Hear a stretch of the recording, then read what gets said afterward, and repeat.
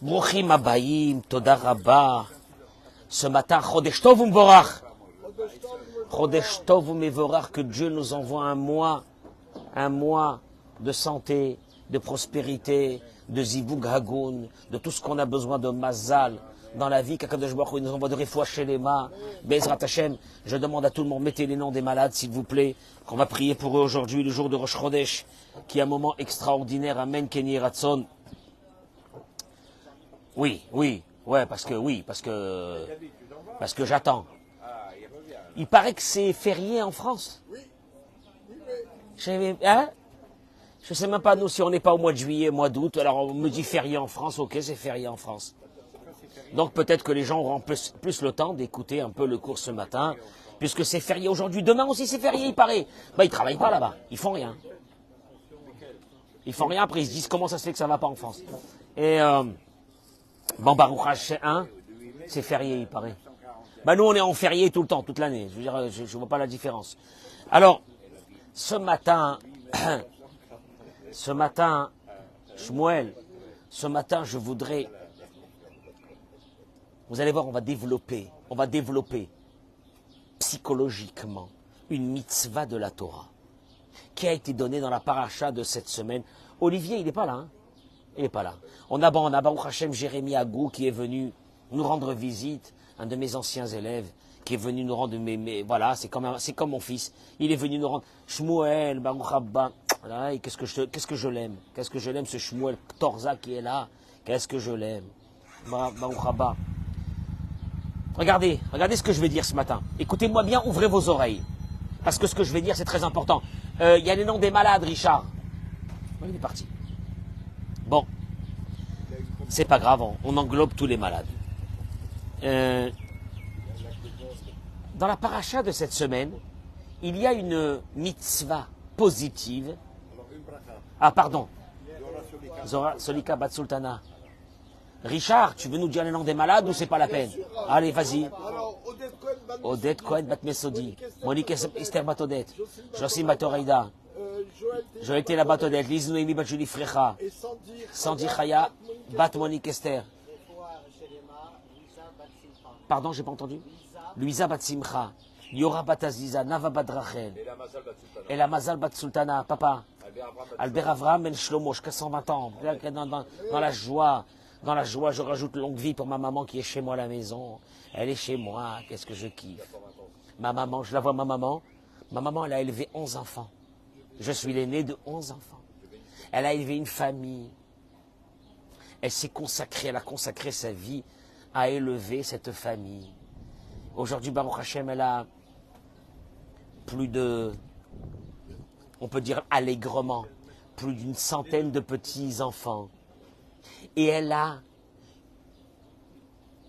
peut-être 20 arrière-petits-enfants. Alors ma maman, je parle avec elle de philosophie, je m'assois avec elle à la maison, extraordinaire. De tout. Elle connaît tout. Elle connaît tout. Alors, je suis content qu'elle est chez moi à la maison, donc tout de suite après le cours, je cours pour aller prendre le petit déjeuner avec elle. C'est un concept, hein? Alors, dans la paracha, voilà c'est quoi une vie de famille. Voilà c'est quoi une vie de famille. C'est quand tu arrives à l'âge de ma maman et tu te dis, Baruch Hashem, je suis pas devenu fou. Je suis pas devenu fou comme tous ces jeunes d'aujourd'hui. J'ai travaillé pour laisser dans ce monde quelque chose d'extraordinaire. Autant de personnes qui j'espère, Bezrat Hashem, qui font du bien pour l'humanité. C'est ce qu'on appelle avoir servi à quelque chose. Dans la paracha de cette semaine, il est écrit une mitzvah positive de la Torah, et je vais travailler sur cette mitzvah. Moshe, que Dieu soit avec toi dans tout ce que tu fais. Amen, Kenny Ratson. Moshe, est-ce que tu... Voilà. Tu as vu ou non? Tu as vu, Moshe? Est-ce qu'il y a 7 ans, tu pensais à ça? Merci Hachem. La Torah, elle nous dit, Betzedek, écoutez-moi bien, ouvrez vos oreilles. Betzedek tishpot amitecha. Ouais, bon, Betzedek, ouais, tu vas le lire ce Shabbat, ça, tu vas dire, moi, ok. C'est quoi Betzedek tishpot amitecha? Avec justice, tu jugeras ton prochain. C'est vague. Avec justice, tu jugeras ton prochain. Jérémie, c'est quoi cette mitzvah? Vas-y, concrètement. Avec justice, tu jugeras ton prochain. C'est vague.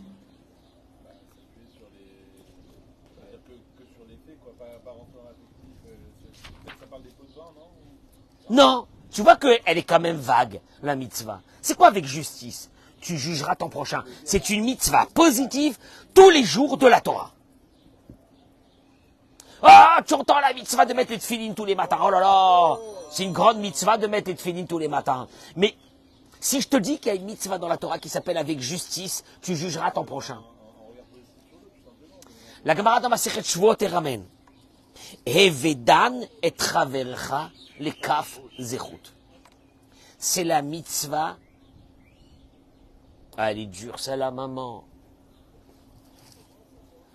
C'est la mitzvah de trouver des circonstances atténuantes. Rashi dans Masechet Shvuot il ramène. Il dit, c'est quoi cette mitzvah? Beroé, chavero ose davar. Il est en train d'observer son ami qui est en train de faire quelque chose.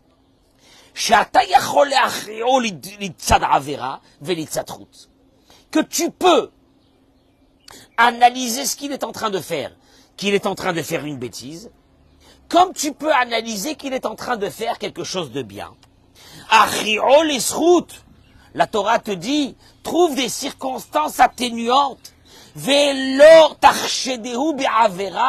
Tu n'as pas le droit de le juger comme si qu'il est en train de faire une bêtise. Traduction des mots.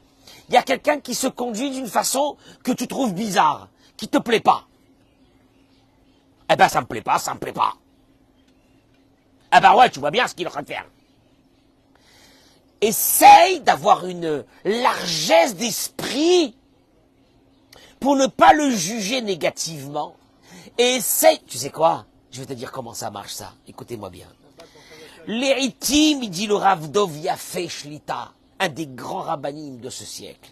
Il dit, des fois, Nimnaim bene Adam, les personnes s'empêchent de juger leur prochain avec des circonstances atténuantes. Pourquoi?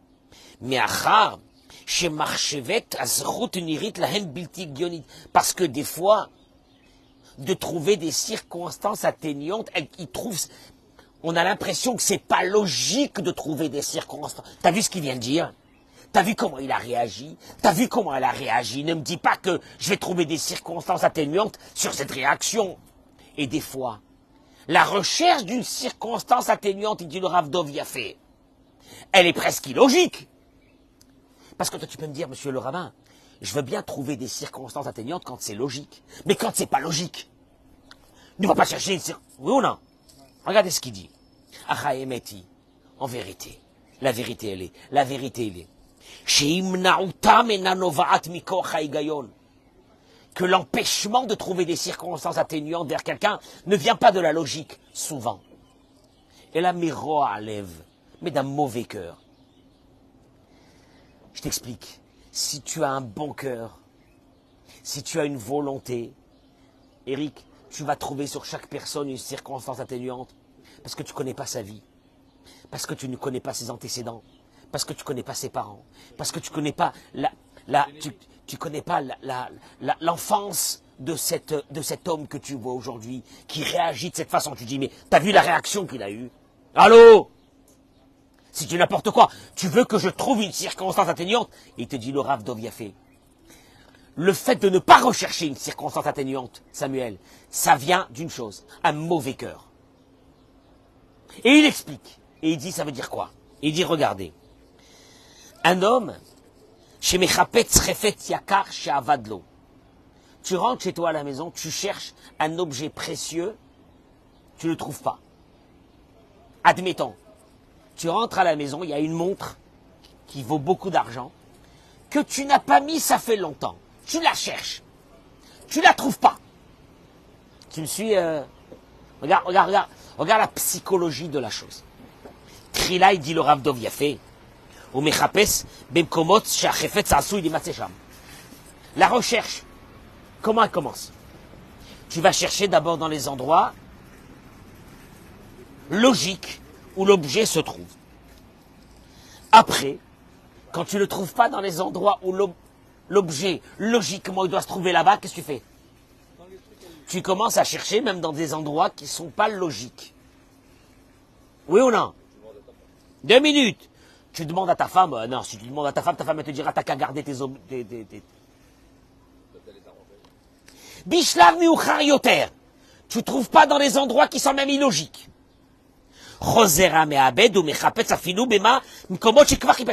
Tu retournes encore une deuxième fois rechercher dans les endroits que tu as déjà cherché.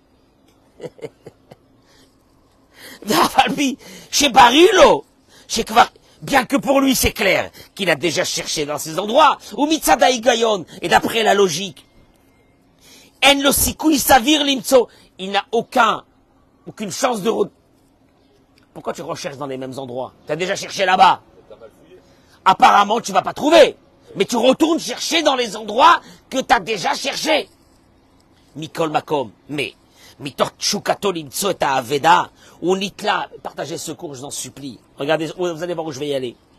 Mais quand même, il te dit, tellement l'envie de trouver l'objet est grande que quoi? Ou nitla filou, il se dit, je vais aller chercher même dans des endroits où j'ai aucune logique de les trouver. Parce que peut-être que je vais le trouver. Car ainsi dans notre cas, si le respect de l'autre était tellement précieux chez toi,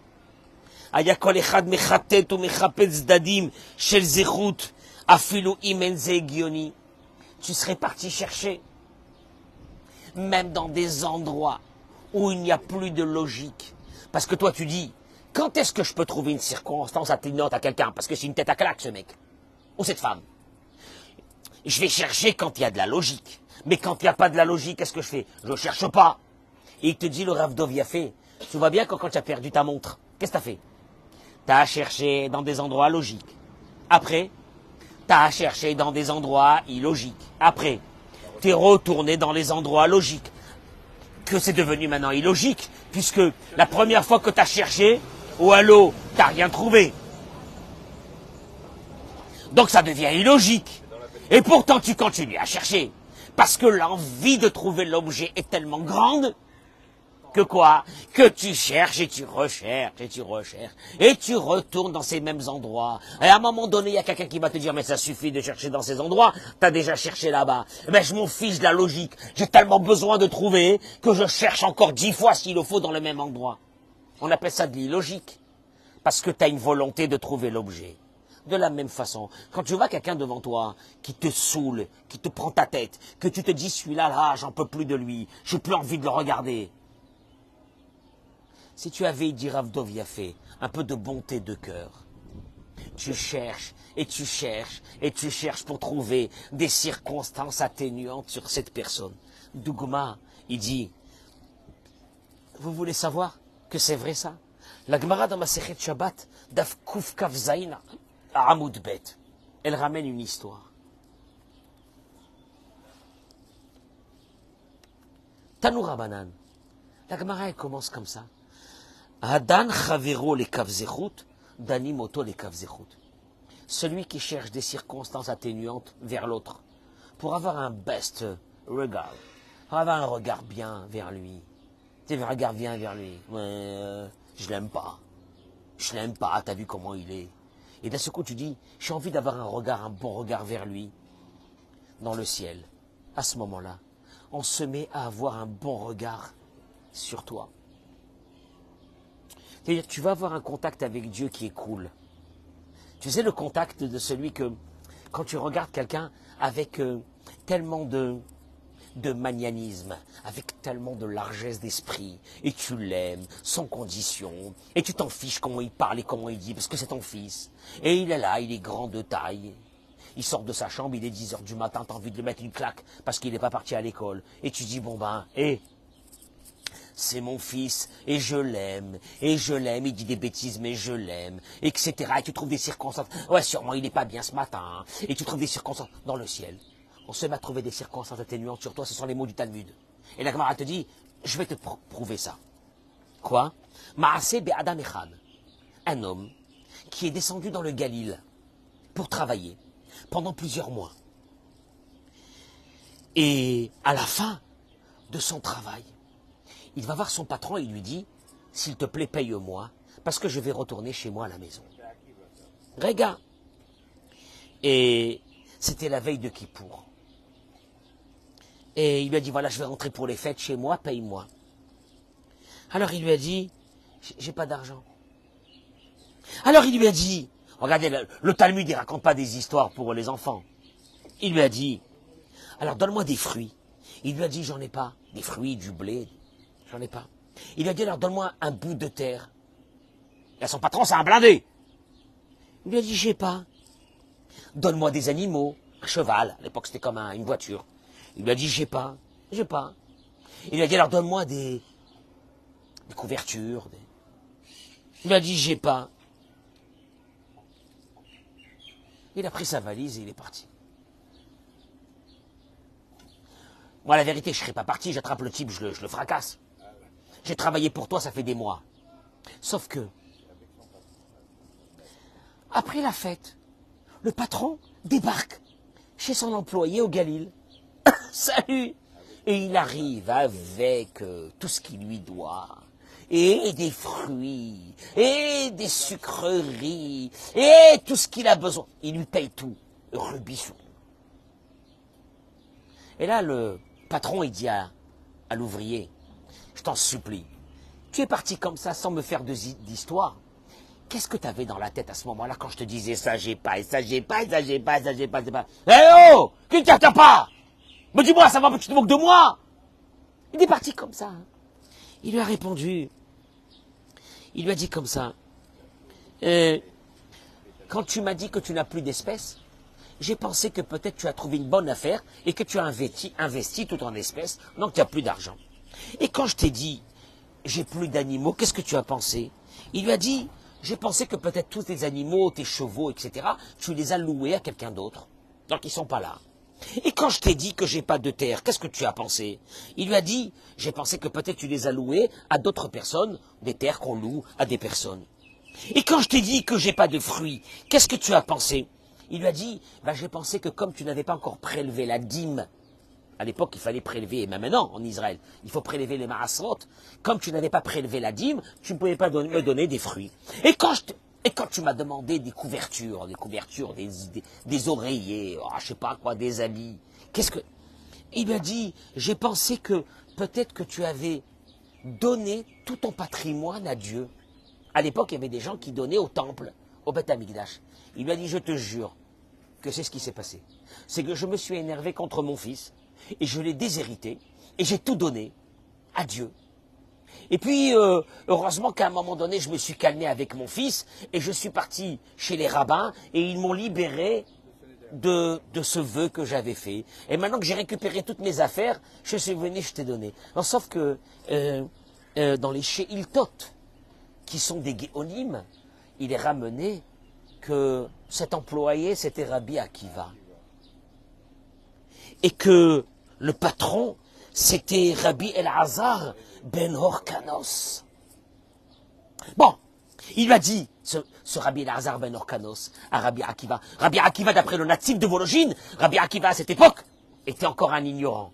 Mais apparemment un ignorant avec des qualités humaines, des midotes d'un autre monde. C'est pour ça qu'il va devenir un jour Rabbi Akiva. Je crois qu'il devient Rabbi Akiva comme ça. Et il dit, il lui a fait une bénédiction. Il lui a dit, Keshem Shedantani, les échoutes. Hamakom Yadou Notra les routes.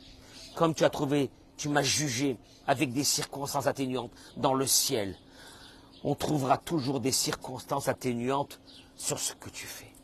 Traduction des mots, celui qui va avoir avec Dieu un rapport exclusif, de folie, qui réussit tout dans sa vie, que Dieu, chas v'shalom, à Dieu ne plaise, il ne lui envoie jamais des épreuves, que ses enfants ça va bien, que tout va bien, que dans le... Et pourtant, c'est pas un grand religieux.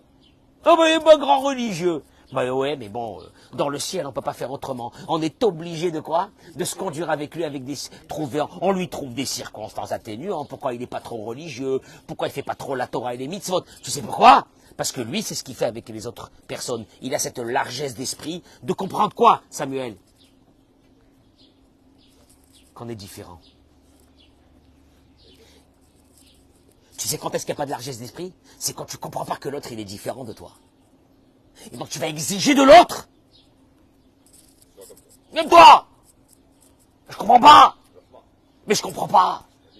Mais je comprends pas! Tu comprends pas? Tu sais ce qui te manque dans la vie? Le Rav Zamir Cohen. Je vais vous donner un truc. Un petit truc. Le Rav Zamir Cohen, il dit Merkarim batzbi'im al ovda. Et là, je vous demande, mesdames et messieurs, d'ouvrir vos oreilles et de partager surtout cette partie du cours. Les études ont prouvé. Shaisha chaya et amechav azugi. Kelomar, izekuka harbe yoter מהאיש לשתף את בעלה במחשבותיה ובמה שעובר עליה. Des études psychiatriques et psychologiques ont prouvé qu'une femme a un besoin d'associer tous ceux qui sont autour d'elle à sa propre vie. Une femme, elle a besoin d'englober tous ceux qui sont autour d'elle, le mari, la famille, sur ce qui se passe avec elle et de son foyer. Kacher, il מספרת לבעלה על חוויותיה בעבודה במהלך היום, quand elle raconte à son mari quelque chose qui est arrivé, qui s'est passé. והוא מקדיש לכך זמן ומגלה הזדהות והבנה, et il comprend, et il écoute, et elle lui explique qu'est-ce qui s'est passé à la maison. Maintenant, lui, ça le gonfle. Bon, il n'a rien à faire de ça. Et elle est là, et voilà qu'il m'est arrivé telle et telle chose, et tu sais qu'après, je suis pas... Quand une femme rentre du travail le soir, qu'est-ce qu'elle fait? Ah là, tu sais pas ce qui m'est arrivé avec tel collègue. Ah là là, mon patron, je te dis pas. Et elle raconte, et elle raconte, et elle raconte, etc. Elle a besoin d'associer. Écoutez-moi bien ce que je vous dis, c'est psychiatrique. Une femme a besoin de faire rentrer, de sentir que dans sa propre vie, tous ceux qui sont autour d'elle rentrent dans cette vie.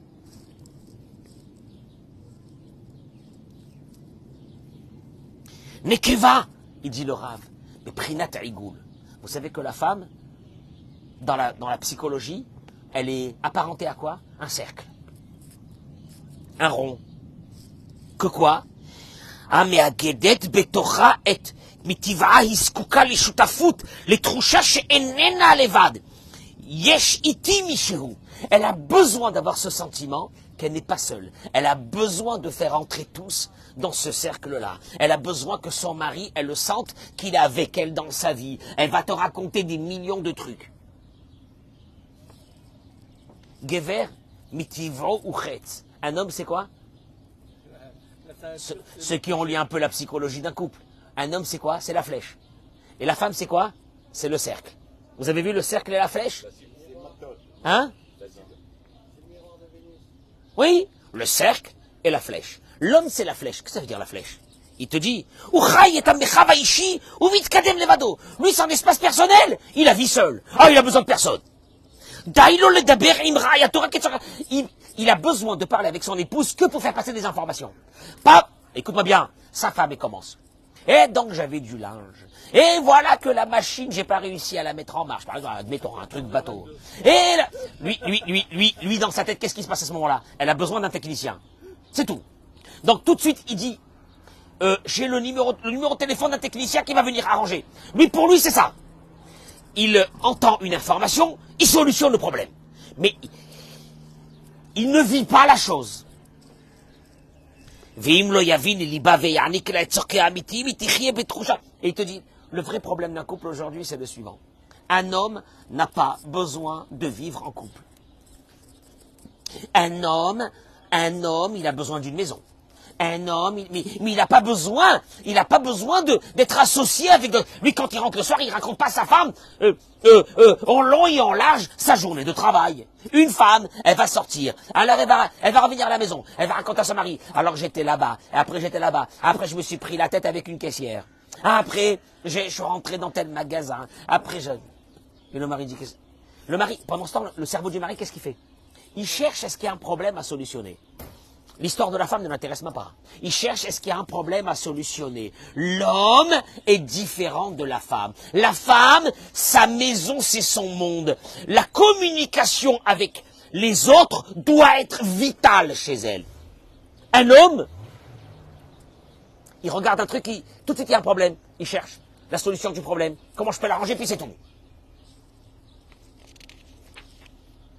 מאחר והאישה היא טיפוס שותפי ומשפחתי יותר, זקוקה לתקשורת יומיומית. Du fait que la femme, elle est ce qu'on appelle une force associative. Elle a besoin de faire entrer les autres dans sa vie. C'est ça une femme. Elle va te raconter, elle va te raconter, elle va te raconter. Et le mari, il est là, il dit, qu'est-ce qu'elle veut? Bah, qu'est-ce qu'elle veut? Elle veut te faire entrer dans sa vie. Non, le mari, lui, quand il dit qu'est-ce qu'elle veut, ça veut dire quoi? Est-ce qu'il y a un problème à solutionner? Je le solutionne. Qu'elle me le dise en 2 mots. Abrège. Et la femme te dit quoi, abrège? Qu'est-ce que ça veut dire abrège? Tu ne vas même pas m'écouter? Mais ça sert à quoi que je t'écoute? T'as un problème, dis-moi, en 2 mots, je t'arrange. Ça, c'est l'homme. La femme, c'est de raconter, c'est que tu vis avec elle, ce qu'elle a eu, etc. Et il dit une chose, quand une femme arrivera à un problème, et je vais passer les deux parce que je parle de l'homme et de la femme ici, messieurs. Je ne parle pas que de la... Quand une femme sentira qu'elle fait fonctionner un foyer, qu'elle est dans une maison, un beau matin se levera et elle dira « je suis seule ». Et le mari va venir me voir et il va me dire « elle est folle ». Comment elle est seule? Tout ce qu'elle veut, je lui arrange. Tout ce qu'elle veut, je lui solutionne. Tu me suis ou non? C'est la réponse du mari. Et la femme te dira « mais monsieur le rabbin, c'est pas la solution des problèmes que je cherche, c'est un associé ». Et lui, qu'est-ce qu'il va dire? Ah là là, qu'est-ce qu'elle me gonfle? Qu'elle me laisse tranquille. Quand je rentre du travail, je suis fatigué. Je veux manger, je veux me doucher, je veux me mettre devant la télé ou avec mon téléphone. Qu'elle me laisse tranquille. Et c'est là qu'elle commence à parler, vous comprenez pas? Elle arrête pas de parler. Mais combien elle peut parler? Monsieur le rabbin, je suis marié, ça fait 20 ans, elle parle encore. Et la femme, elle te dit, je suis seule. Tu entends ce que je vais dire maintenant? Moi, je dis maintenant pour les jeunes. Si vous pensez que le mariage va vous mettre dans une situation où vous allez être tranquille, où vous allez vivre dans la maison, parce qu'une femme va s'occuper de vous, vous allez vous prendre une brique sur la figure. Je termine. Mais le fait de savoir ça, tu comprends qu'une femme, quand tu rentres à la maison, alors comment c'était? Alors qu'est-ce que tu as fait? Alors quoi? Ouais, ça va. C'est Nora Ve'ayom. Alors toi, qu'est-ce que tu fais? Toi, tu comprends pas que la femme, elle est différente, que le mari, il est différent. Qu'est-ce que tu fais, toi? Tu t'énerves. Tu rentres dans des colères énormes.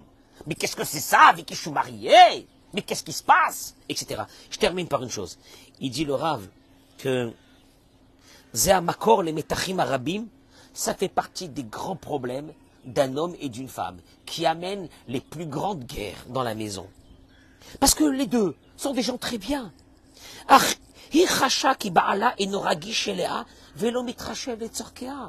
pour elle, elle a besoin de faire entrer son mari dans un cercle. Le cercle féminin. Mesdames et messieurs, je vous donne une information, vous la connaissez, mais elle va vous ouvrir la tête et le cerveau. J'adore regarder des couples vers minuit, 1h du matin, quand ils s'en vont d'un mariage ou d'une cérémonie. Pourquoi? Parce que je regarde le mari, parce que la femme, elle appelle le mari, elle lui dit on s'en va. Le mari, lui, en 30 secondes, il a dit au revoir à ses copains, il est prêt. Et la femme va commencer sa cérémonie d'au revoir, qui peut durer des fois une grande partie de la nuit. Et vas-y, au revoir. Et avant de dire au revoir, il faut discuter un quart d'heure avec chaque personne. C'est des grands-mères, des tantes, des machins, ils discutent. Alors, le mari, qu'est-ce qu'il dit? Mais pourquoi tu m'as appelé? Pourquoi tu m'as appelé? Mais en fait, elle veut avoir... C'est énorme. Elle veut avoir... Non, mais c'est pas ça. Il faut que son mari soit avec elle au moment de ses au revoir. Qui vont durer... Mais la femme, ce cercle-là, de sentir les autres avec elle, de parler, c'est vital. Et le mari, c'est 30 secondes, salut. Il est dans sa table, il fait salut, salut, salut, salut, salut, salut, salut, à la prochaine. Ça dure 30 secondes. Tu dis au revoir à tous les oncles et les tantes en 3 minutes. Salut, salut, salut. Et elle, salut tata, comment ça va tata? C'est son tata. Et ta fille? Oh non, non, non. Non, pas ça. Oh là là. Et tonton? Et quoi? Et la cousine de tonton et le quoi? Tonton, il est 2 heures du matin, quelle la cousine de tonton? On s'en va. Mais tu comprends pas. Mais Odapam, il dit ça amène des guerres si tu ne vas pas dans une idée. Betzedek tishpot amitecha. Juge l'autre avec des circonstances. Quoi les circonstances atténuantes? Sache une chose, tu vas te marier toi, monsieur, avec quelqu'un qui vient d'un autre monde, du monde des femmes. Oh, ah, tu n'as pas compris ce que c'est. Maintenant, la femme, elle comprend pas que le mari, à la place d'écouter pendant 2 heures sur une histoire, il lui dit, bon, il y a eu un problème. Elle lui dit, qui c'est qui te parle qu'il y a eu un problème? Mais écoute-moi, je suis en train de te raconter quelque chose, écoute-moi jusqu'à la fin. Maintenant, tu écoutes jusqu'à la fin. Tu arrives à la fin, tu comprends pas. Tu te dis, comme il n'y a pas de problème, pourquoi elle m'a raconté une demi-heure? Il n'y a pas de problème, alors pourquoi elle m'a raconté? Et j'étais avec la voiture, et je me suis arrêté à tel endroit, et je te raconte pas ce qui s'est passé là. Maintenant, tu dis, je raconte pas, tout de suite dans ta tête, tu dis, il faut que j'appelle un garagiste ou un truc. Tu racontes pas. Non, il n'y avait pas de garagiste. C'était juste une histoire, machin, la elle a terminé. Maintenant, tu as écouté ça, tu dis, qu'est-ce qu'elle a voulu? Je sais pas. Elle a voulu parler. Ah oui, elles sont bavardes. Non. Il faut que tu comprennes. Une femme, et d'un seul coup, un mari chacham, qu'est-ce qu'il fait? Il lui dit, ah bon? Oh là là là là là là. Mais il rentre dans l'histoire. Tu sais pourquoi? Betzedek, tishpot amitecha. Juge ton prochain avec des C'est quoi les circonstances atténuantes? Mais c'est qu'il est différent. C'est qu'il est différent. Tu rentres à la maison. Ta femme, elle te dit, où je mets ça? Elle a acheté un truc, où je le mets? Tu lui dis là, elle te dit, t'as même pas de goût. Pourquoi là? Moi, je pensais le mettre là. Bon alors, si tu penses le mettre là, mets-le là. Pourquoi tu m'as demandé? Puisqu'en fait, quand tu me dis, t'as pas de goût. Alors, ça sert à quoi? À rien. Elle veut t'associer. Le mari, c'est technique. Le mari, c'est, oulala. Le mari, il entend le mot oulala. Qu'est-ce que c'est pour lui tout de suite? Dans sa tête, il y a le cerveau qui commence, il dit, il y a un problème, il faut solutionner le problème. Ça doit durer combien de temps? 30 secondes. La femme, c'est pas solutionner le problème qui l'intéresse, c'est que son mari se prenne la tête. Et puis un beau matin, les femmes arrivent et ils te disent, à 90%, vous savez, monsieur le rabbin, moi je suis seul dans cette maison. Et je le regarde, lui, il suffoque. Elle est folle. Mais tout ce qu'elle a besoin, je fais. Je fais, mais tu fais, mais le plus rapidement possible pour ne pas que ta tête soit prise par ces problèmes de la maison. Et là, Dieu dit, vous allez vivre ensemble vous deux. Maman, je peux pas, hein. Et puis d'un seul coup, toi quelque chose. Ta femme, elle est contrariée sur un truc, elle est contrariée, elle est en colère. Et toi, Dieu lui dit, quel est le problème? Viens, on va acheter un autre. Ah, toi, toujours comme ça, qu'on achète. Qu'on achète. Bon, alors, on achète, non, si tu veux pas qu'on achète, alors pourquoi tu m'as saoulé, ça fait une demi-heure? T'as pas compris? Elle veut que tu rentres dans son espace vital. Moi, celui qui n'a pas compris ça.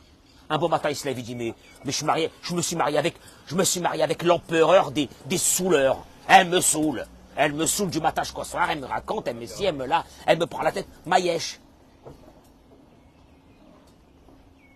Betzedek, tishpot amitecha. Ta femme, par exemple, la maison, c'est un truc hyper important. Pour toi, la maison, c'est pas hyper important. Qu'est-ce qui est hyper important? C'est la parnassa. C'est comme t'amènes d'oseille. C'est ça l'essentiel. Et pour la femme, elle a un truc qui est un peu cassé à la maison. Et elle te dit, ça fait des semaines que je te demande de l'arranger. Ouais, mais on s'en fiche. On s'en fiche. Où est le problème? Eh ben alors, ça reste comme ça. Hein, tu veux que je la... Mais tu comprends pas, mais tout, avec toi, c'est toujours comme ça. Et chaque chose, tu me dis, tu vas le faire et tu le fais pas. Mais même si je le fais pas, c'est pas un truc vital. Quoi? Ben voilà. Et là, tu comprends pas que quoi? Que tu dois rentrer dans une mitzvah de la Torah qui s'appelle Betzedek, Tishpot Amitecha. Juge l'autre avec des circonstances atténuantes. Traduction des mots, cette largesse d'esprit que tu dois avoir, Eric, quand tu vois quelqu'un, de t'imaginer comme ça, de t'imaginer 2 minutes, sa vie. Parce que le jour où tu t'imagineras sa vie, tu peux te dire à savoir que Bracha ve'atzlachari. Bracha ve'atzlachari. Aïe, aïe, aïe, aïe, aïe. Harry, je te jure, après ça, le Olam Haba et c'est tout. Voilà. Amen, amen. Beracha ve'atzlacha parnassa tova. Que Dieu soit avec toi. Mais, tu regardes quelqu'un. Mais des fois, Shmuel, moi je regarde quelqu'un à la synagogue. Je ne le regarde pas comme ça. Je m'imagine quelle vie qu'il a dû avoir. Qu'est-ce qu'il a passé. Qu'est-ce que si, qu'est-ce que là. Et cette largesse d'esprit. Tu rentres même au supermarché. Quelqu'un, il te pousse, il te double. Tu sais pas, lui. Lui, peut-être que il est très malade. Peut-être qu'il a perdu un enfant à l'armée. Peut-être que sa femme, elle est... J'en sais rien. J'en sais rien, toi. J'en sais rien, toi. Mais Tzedek, le pauvre, il est là, il t'a fait une queue de poisson. À savoir, peut-être qu'il est très pressé. À savoir, peut-être il a un enfant à l'hôpital. J'en sais rien, toi. Et la preuve, c'est que des fois, quand on a su la vérité sur quelqu'un, on s'est dit, oh là là, j'aurais pas dû réagir comme ça. Mais tu sais quoi, tu rentres à la maison, je te jure, parce que c'est beau de parler sur les autres. Tu rentres à la maison. Je dis aux femmes, votre mari, il peut pas, non, votre mari ne peut pas. Le mari va faire les courses. Pour la femme, chaque course est importante.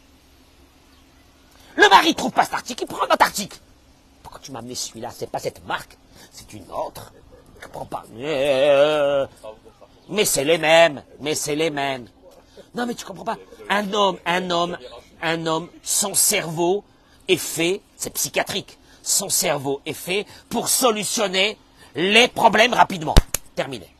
Et être tranquille. Ne pas se prendre la tête. Il est prêt à dépenser de l'argent et ne pas se prendre la tête. La femme, c'est justement cette prise de tête. Si elle peut faire entrer tout le monde dans cette prise de tête, ça va la satisfaire. Elle kiffe. Et toi, tu lui dis, je vais te trouver un problème, je vais te trouver une solution. En 2 minutes.